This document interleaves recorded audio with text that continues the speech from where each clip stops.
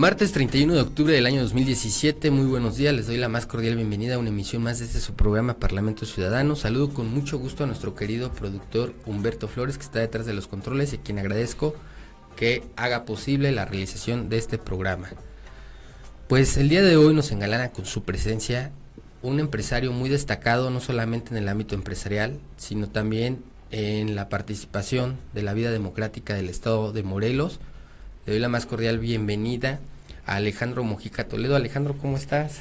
Buenos días. Muchas gracias por acompañarnos. Al contrario, Oscar, muchas gracias por invitarme.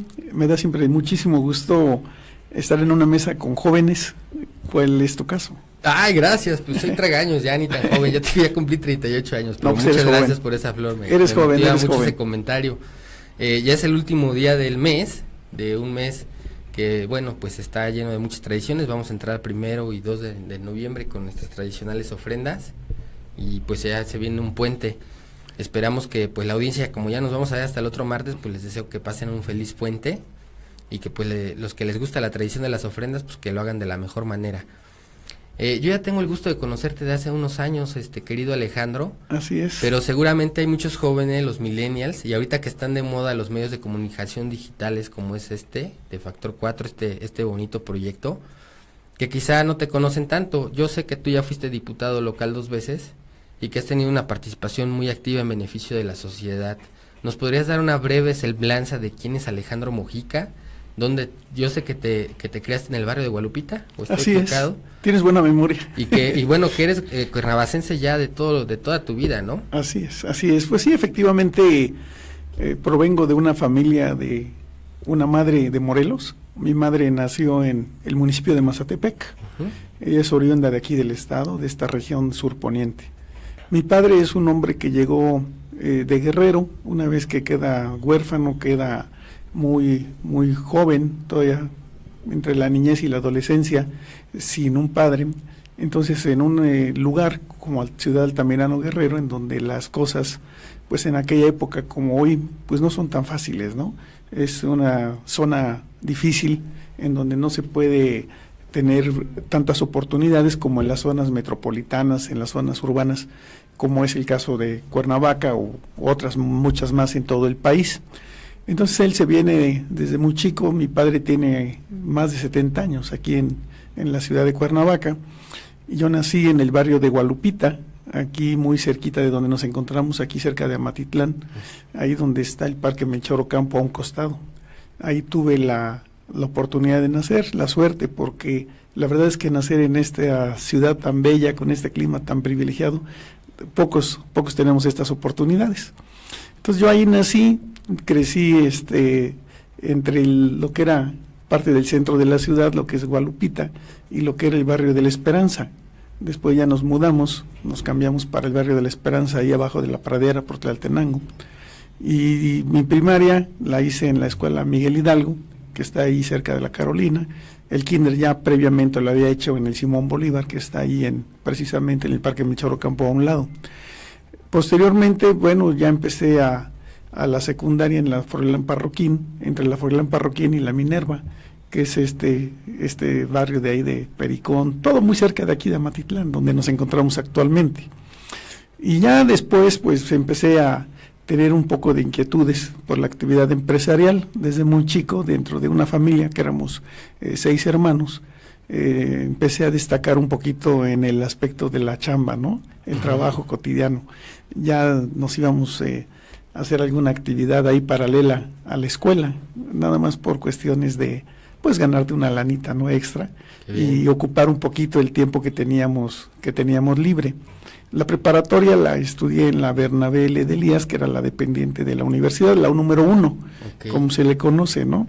Allá en los rumbos de Cuauhnáhuac, en donde termina Cuernavaca y empieza Jiutepec. ¿Te hicieron tu novatada de raparte? Sí, en aquel tiempo se usaba mucho, era mucha tradición el que te raparan, el que te pintaran, y luego mi padre, con el negocio de las pinturas, pues yo era de alguna manera muy solicitado en esas fechas para conseguir la pintura de manera, si no gratuita, con un precio muy especial. Les hacía la gestión. Sí, en aquellos tiempos se usaban unas pinturas que venían en unas bolsas de plástico, que eran unas pinturas que no eran muy buenas, eran muy económicas. Ajá. Entonces para abaratarla se vendía en bolsas de plástico, ¿no? Se diluían con agua y se usaban las pintas. Entonces nos traían ahí a los novatos desde aquel que era lejos para en aquel entonces lugar de allá del Paseo Cuauhnáhuac, nos traían caminando toda la avenida Plan de Ayala hasta el Zócalo de Cuernavaca.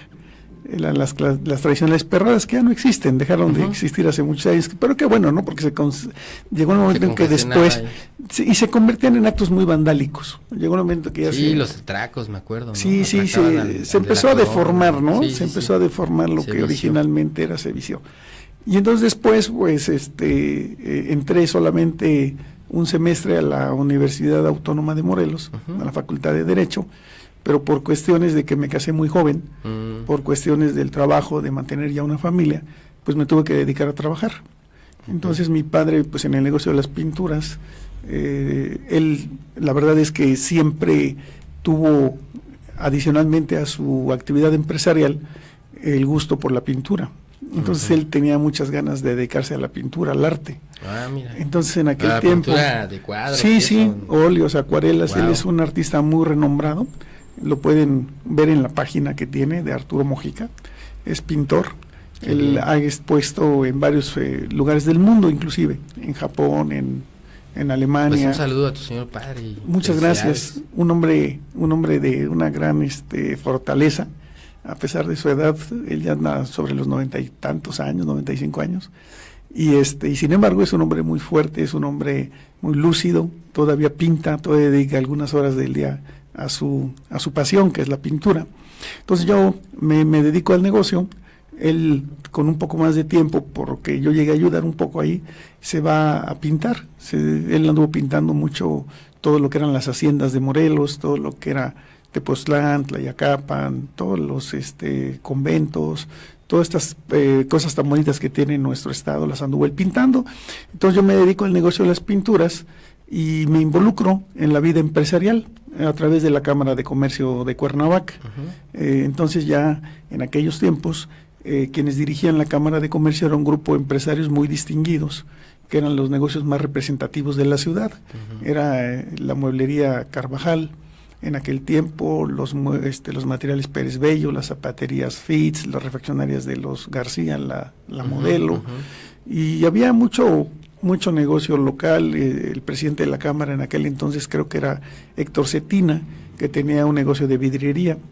Estaban los señores del gas Modelo, en aquel entonces los Ruiz Elizondo, eran unos hermanos muy emprendedores que tenían aquí las empresas de gas. Estaban los que ya te mencioné, don Ricardo García de la refaccionaria Modelo, Jorge Pérez Bello de los materiales Pérez Bello y las ferreterías Pérez Bello, Cipriano Lomelí de un negocio de Lomelí ahí en el rumbo de Plan de Ayala. Entonces yo me involucro, pues yo estaba muy joven en aquel entonces comparado con quienes estaban al frente de esta institución. Entonces en una ocasión me acuerdo que el ingeniero Mitre, que era vecino de nosotros del negocio, nosotros teníamos el negocio de las pinturas y él tenía el negocio de las telas y de los sombreros en la calle de Guerrero, y sin embargo pues vivía enfrente de donde teníamos el negocio nosotros. Entonces en una ocasión había una asamblea en la Cámara de Comercio y fueron a invitar a mi papá. Mi papá les dijo que él ya no tenía mucho interés en participar en actividades de esa índole, entonces que iba a ir yo. Entonces ya me dice, pues tú ve a la reunión, me acuerdo de esas reuniones clásicas de los martes en la Cámara de Comercio. Entonces ya llegué a la Cámara de Comercio como representante de las pinturas Mojica. Se lleva a cabo la asamblea y me eligen secretario. Entonces ya fui secretario un año. Al siguiente año, una vez que cumplimos nuestra encomienda, me piden que compita yo para presidente de la Cámara. Entonces ya me inscriben en una planilla, me apoyan un grupo de empresarios, de comerciantes de Cuernavaca, y logro llegar a ser presidente de la Cámara de Comercio de Cuernavaca. Ya posteriormente estuve ahí 2 años.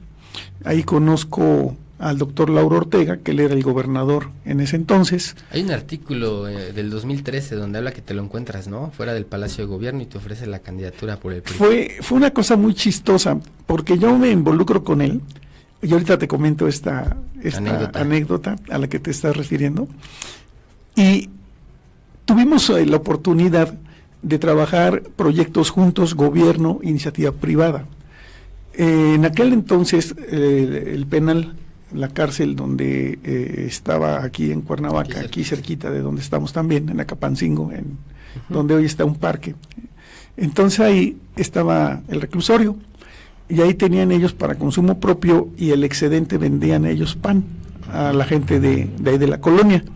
Entonces en aquella ocasión nos invita el director del penal, Jorge Ganem, y vamos como Cámara de Comercio, un grupo de consejeros y nosotros, la mesa directiva, a enterarnos qué es lo que hacían y en qué podíamos nosotros aprovechar su mano de obra para generar ahí un poco un poco de desarrollo económico, para que ellos se vieran favorecidos, porque como tú sabes, la vida dentro de un penal es muy difícil para los internos, porque afuera pues su gente necesita de recursos para sobrevivir, y ellos adentro pues tienen poca oportunidad. Entonces, después de ver que estaban haciendo pan y estaban haciendo otras cosas, al salir uno de los reclusos se acerca a mí y me dice: oiga, me entrega una bolsa con pan, y me dice: se la doy porque quisiera que se le entregara al gobernador, porque aquí queremos ver cómo nos ayuda para que se produzca más cantidad de pan con hornos de mejor calidad y poder nosotros tener un ingreso para nuestras familias y también para sostenernos aquí adentro. Entonces salgo de ahí y le llevo la bolsa de pan. Curiosamente, me encuentro a la esposa del gobernador y le comenté, le dije: señora, fíjese que estuve en el penal, así, y le mandan al gobernador esto. Y me dice: qué bueno, le voy a decir ahora que llega a cenar que lo pruebe. Total, que lo prueban y le parece una buena idea al doctor Ortega, que era un hombre muy visionario, un hombre con un alto sentido social, un hombre fuera de su tiempo, yo decía en aquel entonces, ¿no? Entonces se le viene la idea genial de crear un programa que se llamaba el Bolillo Popular, que entonces equipamos todas las cárceles del estado, creo que eran 3 o 4, en donde se pusieron hornos, pero ya de gas. En aquel entonces el horno que tenían aquí en la cárcel era de leña una parte, y después era de diésel. Entonces en este entonces había un empresario, un hombre extraordinario también, con hijos muy reconocidos aquí en Morelos, el señor Valverde, don Humberto Valverde, que tenían las panaderías La Luz. Aquí en el centro estaba una de ellas. Entonces él, don Lauro, que era un hombre que le gustaba mucho involucrar a toda la gente de la sociedad, era un hombre que era bastante visionario, le dice: don Humberto, ayúdeme con sus conocimientos, su experiencia, sus proveedores, a que en las cárceles hagamos un buen pan al menor precio, para que la gente de escasos recursos lo obtenga, y de esa manera le estamos ayudando para que tenga un mejor desarrollo en la familia. Entonces don Humberto muy generosamente se pone a trabajar y se ponen los hornos en todas las cárceles, y de ahí nace un proyecto que fue muy interesante, que valdría la pena rescatarlo, en el que como parte de la canasta básica, sí, claro, a la gente se aliviana mucho porque el precio se le baja, pero sobre todo también productos de buena calidad. Porque el doctor Ortega decía: no porque seas pobre tienes que consumir lo más malo. O sea, lo importante es que todos consumamos lo mismo, pero a mejores precios. Claro. ¿Sí? Entonces de ahí se empezó ese programa, y como ese hicimos varios. Nos involucramos en un proyecto también, el proyecto piscícola, el de crear camarón, langostino en estanques en el interior del estado. Se hicieron muchos proyectos. Excelente. Entonces yo me vinculo al doctor Ortega, y en una ocasión, la anécdota a la que tú te refieres, fue en los pasillos del Palacio de Gobierno. Yo caminaba de la Secretaría General, que está en una de las esquinas opuestas a donde estaba la oficina del gobernador. Entonces yo salgo de acuerdo con el secretario de gobierno, venía yo ya para bajar las escaleras, y me topo de frente con el gobernador, y él le dice a Joaquín Magdaleno, que era el presidente del PRI en aquel entonces, y al doctor Federico Martínez Manatú, que venía de ser el delegado nacional del PRI, del comité, les dice: vengan, los llama, ¿no? Y me llama a mí también, al mismo tiempo, con uno de sus ayudantes. Dice: le habla el gobernador. Me acerco y le dije: sí, doctor, dígame. Y me dice: mire, póngase de acuerdo con Joaquín y con el doctor Martínez Manatú, porque usted va a ser candidato a diputado. Y yo me sorprendo, ¿no? Y muy ingenuamente le dije: ¿y yo por qué? Dice, porque el partido así lo decide. Porque el partido así... Sí, dice, porque el partido así lo va a decidir. Y usted es de Cuernavaca, usted es una gente que le ayuda a la gente, usted es una gente que genera empleos, y me gustaría que usted encabezara una candidatura.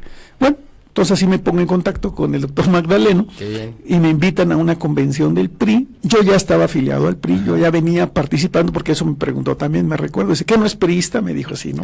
Era un hombre muy enérgico, ¿no? Cuando él hablaba.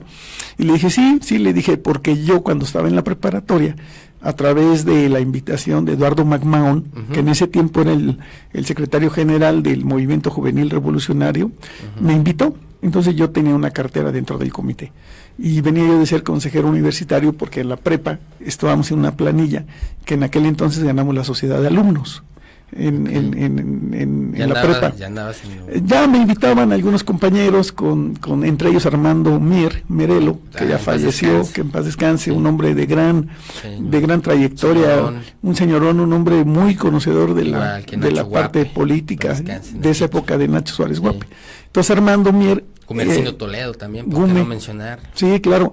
Entonces Armando Mier, con ¿cómo se llama? No me recuerdo ahorita, le decíamos el Pocho, el Bigotón también le decíamos al otro.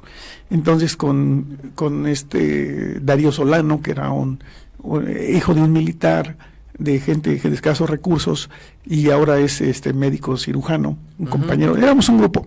Entonces me dice Armando Mier, oye, vamos a hacer una planilla y vamos a combatir a estos, ¿no? A los adversarios se llamaban la Apple, ¿no? Muy fresa, ¿no?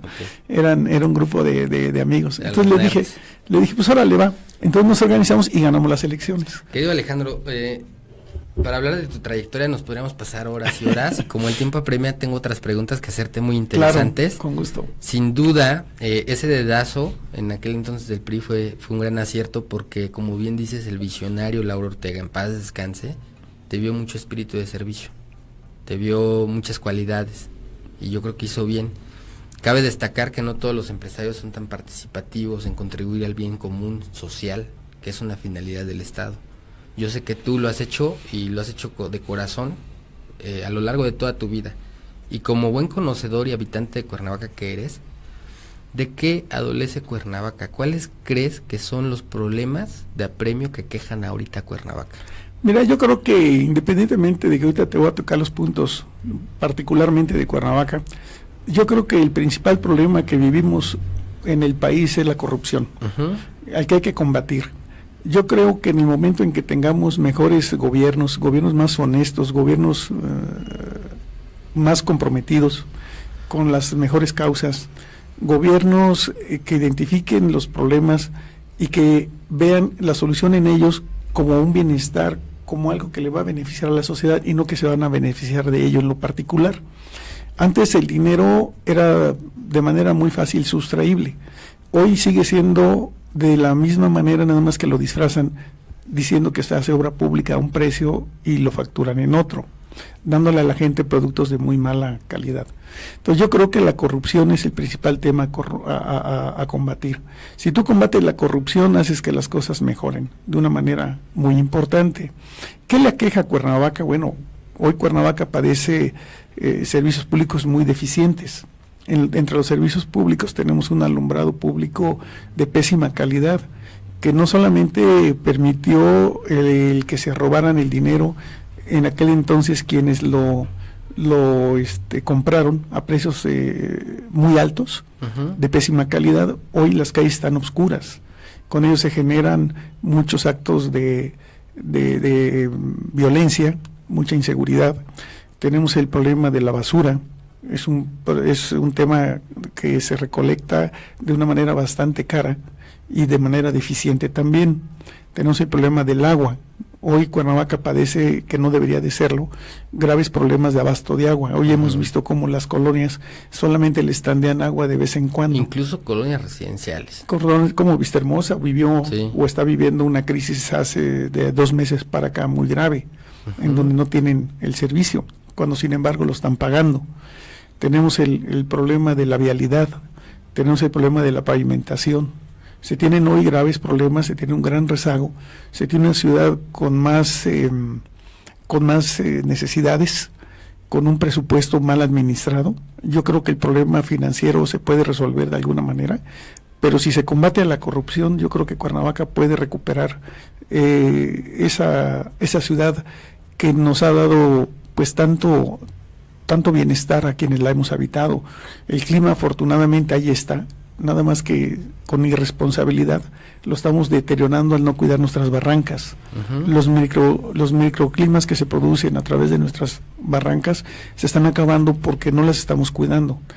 De manera irresponsable la autoridad permite el de que la gente tire el drenaje a 2 o 3 metros de su casa en las barrancas que todavía siguen siendo un gran pulmón.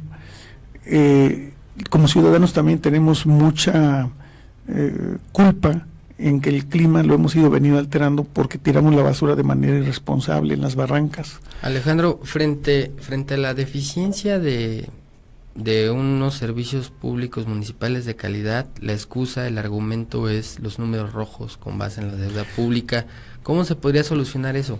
¿Es necesario incrementar los impuestos? No. ¿Se puede hacer de otra forma? Es que si tú actúas de manera decente, de manera transparente y no te robas el dinero de los impuestos, de los derechos que los contribuyentes pagan, el dinero alcanza. A partir del año 97, en el que el PAN asume la presidencia municipal de Cuernavaca, la nómina se incrementó de una manera impresionante. Te acordarás que del 97 al 2000 la nómina crece hasta en un 400%. ¿Sí? Anteriormente los servidores públicos con los que contaba el municipio de Cuernavaca eran, no tengo el dato en la memoria, pero te lo puedo proporcionar con toda precisión, porque cuando yo competí en el 97 mostré, no sé si alguien se recuerde, lo que era el organigrama de Cuernavaca, y por decir un ejemplo, de 2,000 trabajadores se fueron a 4,000 y así sucesivamente. Hoy la nómina del ayuntamiento es muy abultada, de manera que absorbe la mayor cantidad del presupuesto que se tiene para la ciudad. Habría que aminorar el gasto corriente. Habría que eficientar el gasto corriente, habría que reducir el salario elevado de los servidores públicos del primer nivel. Habría que revisar muy bien cada una de las dependencias y sobre todo evitar que, por ejemplo, en el ZAPAC se sigan cometiendo tantos actos de corrupción, que en la Secretaría de Desarrollo Sustentable el otorgamiento de todas las licencias, todos los permisos que se están otorgando, ingrese el dinero al arca municipal y no al bolsillo de los funcionarios. De esa manera pues, se fortalecerían las finanzas del municipio. La deuda efectivamente es una deuda que se disparó de una manera irresponsable, de una manera bastante, diría yo, dudosa. ¿Al efecto habría que adquirir más deuda? ¿O ya? No. ¿Cómo atacar hay la que deuda? Refinanciarla. Se puede refinanciar. ¿Una reestructura? Una reestructuración, porque el problema de la deuda, el problema de la deuda pública que se adquirió de una manera irresponsable, de una manera, diría yo, muy ventajosa para las instituciones bancarias, con intereses demasiado elevados. Y el pueblo es el que finalmente paga. El que paga somos todos nosotros, ¿no? Todos los que aquí vivimos con nuestras contribuciones. A larguísimos plazos, ¿no? Sí, la endeudaron de una manera, te repito, muy irresponsable.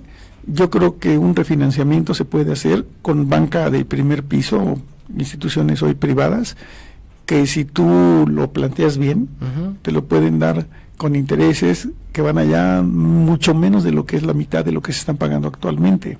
Inclusive hace algunos meses participé en una reunión en donde estaban expertos en la materia con gente de la banca y decía alguien de una institución privada bancaria que ellos podían retomar esa deuda comprometiéndose a que el interés fuera menos del 70% de lo que actualmente se pagan de intereses, con lo que se obtendría un ahorro bastante increíble, ¿no? Bastante importante.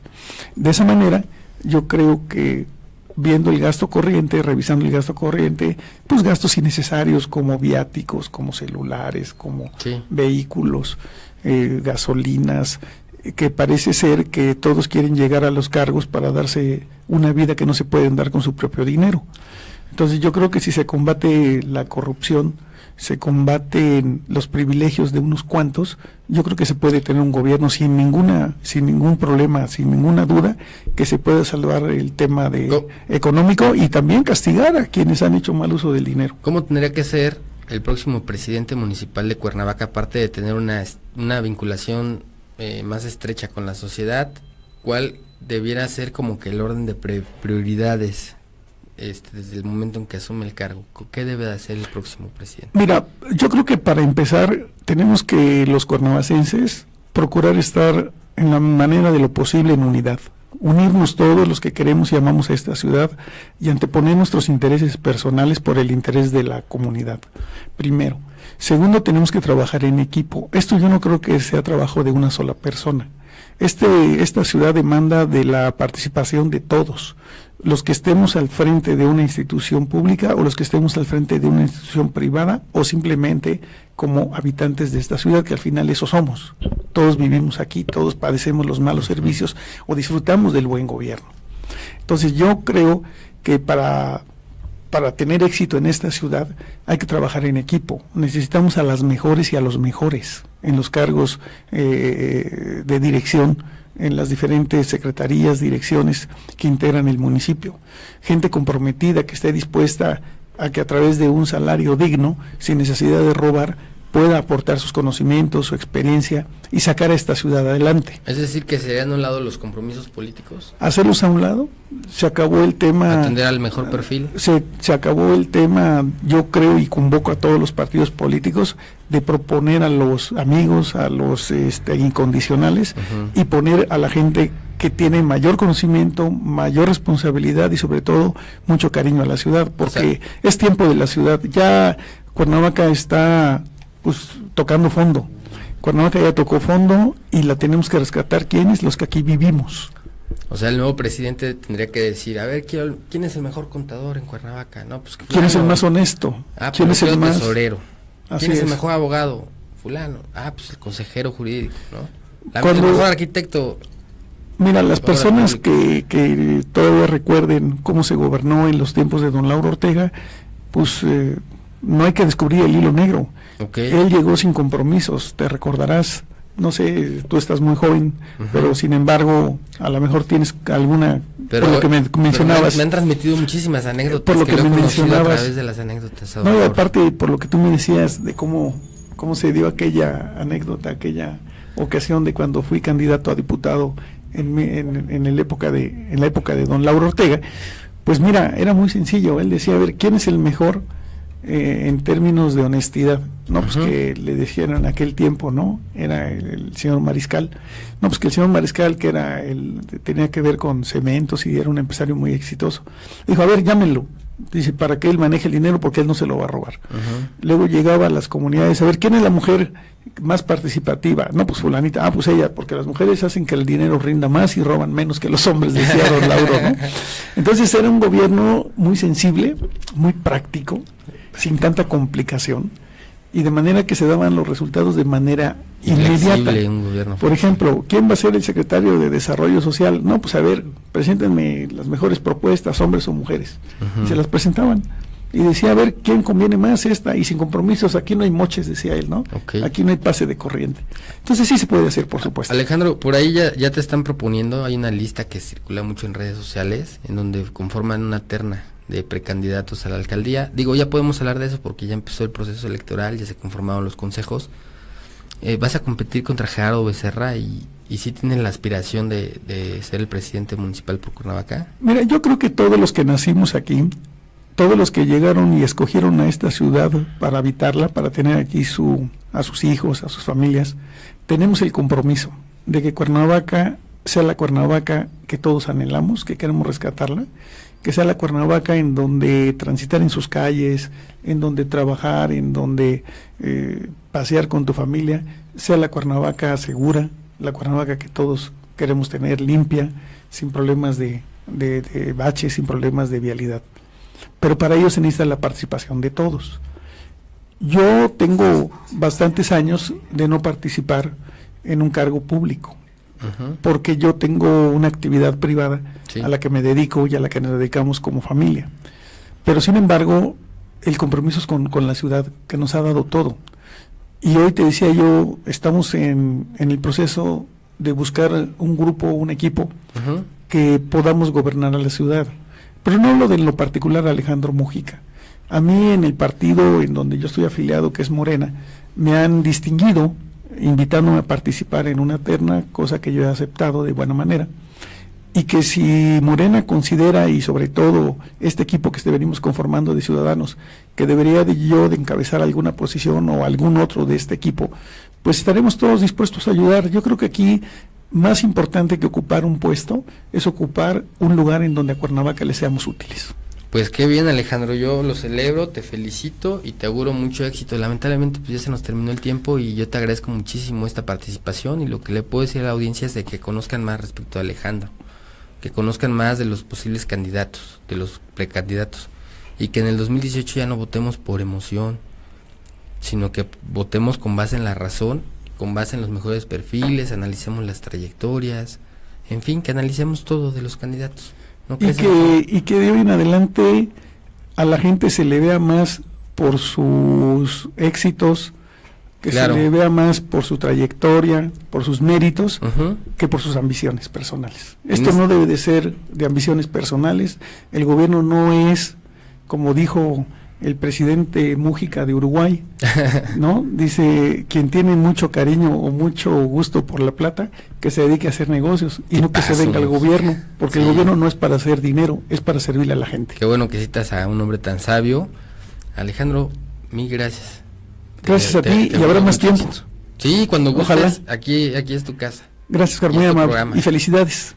Al contrario, felicidades, gracias. Me ha dado muchísimo gusto estar contigo. Que estés muy bien, Alejandro. Muy amable. Querida audiencia, nos vemos el próximo martes. Conquisten sus luchas.